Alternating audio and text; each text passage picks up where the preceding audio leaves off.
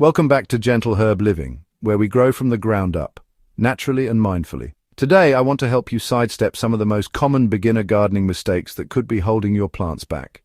These aren't just minor slip-ups. They're the kind of errors that can mean the difference between a thriving kitchen garden and a disappointing harvest. Let's dive into the top 4 mistakes new gardeners make and how to avoid them with ease.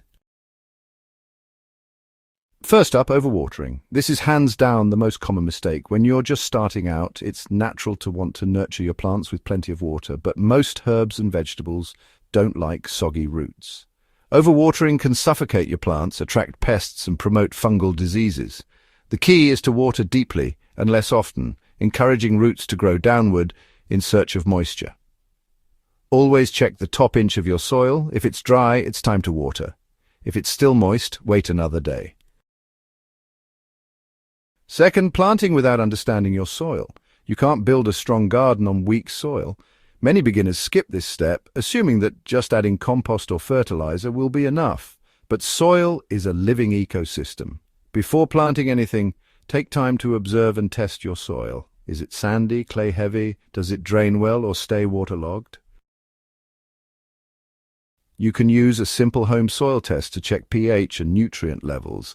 Once you know your soil, you can amend it properly with compost, leaf mold, worm castings, or aged manure. Healthy soil grows healthy plants. It's that simple. The third mistake is ignoring sunlight needs. Just because a corner of your yard or windowsill looks nice doesn't mean it's right for growing vegetables or herbs. Many edible plants need at least 6 to 8 hours of direct sunlight per day. Without enough light, your plants will grow leggy, weak, and produce poorly. Spend a day observing your space to find those sunny spots. South-facing areas tend to be the best in most climates. If sunlight is limited, focus on shade-tolerant crops like lettuce, spinach, or mint instead of tomatoes or peppers. Finally, mistake number 4, planting too much too soon. In the excitement of starting a garden, it's easy to go overboard. Seeds everywhere. Too many plants, no real plan, but overcrowding leads to stress. Plants compete for water, light, and nutrients. Pests and diseases spread faster. So, start small with a few reliable crops you love and eat often. Learn their needs, give them space, and expand slowly as your confidence grows. Gardening isn't a race, it's a relationship. Each of these mistakes is easy to make, but even easier to fix once you're aware of them. Remember, a successful kitchen garden isn't about doing everything perfectly. It's about being present, observant, and responsive to the natural rhythms of your soil, plants, and climate.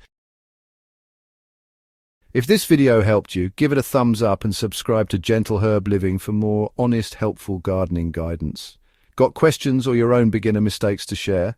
Drop them in the comments. We'd love to learn with you. Well, that's it for now.